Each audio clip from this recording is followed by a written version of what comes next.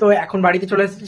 তোমরা ভিডিওটা দেখছো হয়তো, সকাল থেকে দেখে যাচ্ছে একটা ব্লগ করছি, ব্লগ শুরু করেছি পুরো একদম সানডেতে, যেহেতু মার্চ ইয়ার্নিং চলছিল তার জন্য অফিসে গিয়েছিলাম, কাজ হচ্ছিল। দেন এখন চলে এসেছি বাড়িতে। মা বাবা গেছে মাসির বাড়িতে, কারণ হচ্ছে মাসির শ্বশুর মানে দাদু হঠাৎ মারা গিয়েছিল, তার জন্য আজকে কাজ, যেহেতু বাবা মা গেছে ওখানে আর ভাই আমি বাড়িতে আছি, তার জন্য আজকে ভাই আজকে একটু চিকেন এনেছে, তো দুজনে তো রাত্রে খেতে হবে কিছু, তাই সারাদিন ভাত তো খাওয়া হয়নি, তাই জন্য চলো ভাত আর চিকেন আজকে আমরা দু ভাই মিলে করে ফেলি, কোনো চাপ নেই।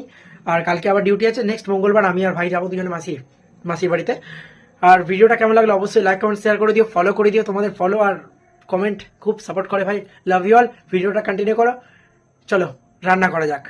আর তোমাদেরকে আমি বলেছি মা বাবা যেহেতু সকালে গেছে মাসির বাড়িতে, তাই জন্য আজকে আমি আর ভাই বাড়িতে আছি, দুজনে রান্না করব। তার জন্য ভাই নিয়ে চলে এসেছে হচ্ছে একটু চিকেন।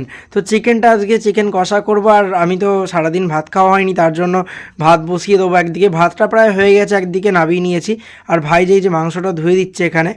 তো আমরা দুজনে তো এইভাবেই যখন থাকি একসাথে রান্না বান্না করে নিই।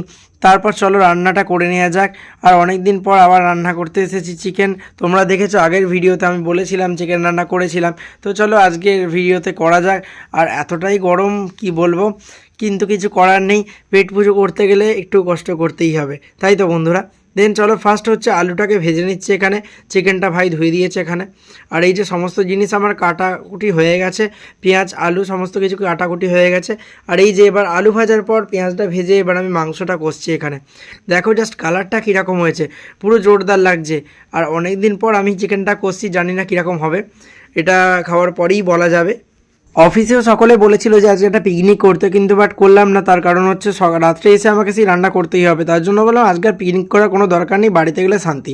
দেন চলো, তাই জন্য এই যে চিকেনটা কষে নিচ্ছে, আর তার মধ্যে আলুটা দিয়ে সুন্দরভাবে এটাকে কষে নিচ্ছি চিকেনটা। আর ভাত তো আমার পুরো রেডি হয়ে গেছে, কোনো অসুবিধা নেই। আর এবার ভালো করে রান্নাটা করে খেতে পারলে বাঁচি, মানে এতটাই খিদে পেয়েছে, তার মধ্যে রান্না করছি, ভাবো তোমরা। দেন রান্নাটা করার পর আরও কিছু কাজ আছে, সেগুলো কমপ্লিট করতে হবে। সারাদিনটা ভেবেছিলাম ভিডিও করব না, বাট কিছু করার নেই, ভিডিও করতে ইচ্ছা করলো। দেন খাওয়া দাওয়া কমপ্লিট করে একটা ছোট্ট 7 আপ নিয়ে চলে এসেছিলাম, যেটা ভাই আর আমি দুজনে মিলে একসাথে খেয়ে নিলাম। আর সত্যি বলতে রান্নাটা পুরো জোরদার হয়েছিল, তোমরা খেলে তবে বুঝতে পারবে। তো চলো আর কিছু বলছি না, প্রচুর tired, tata bye bye, next video আবার দেখাবে, লাভ ইউ।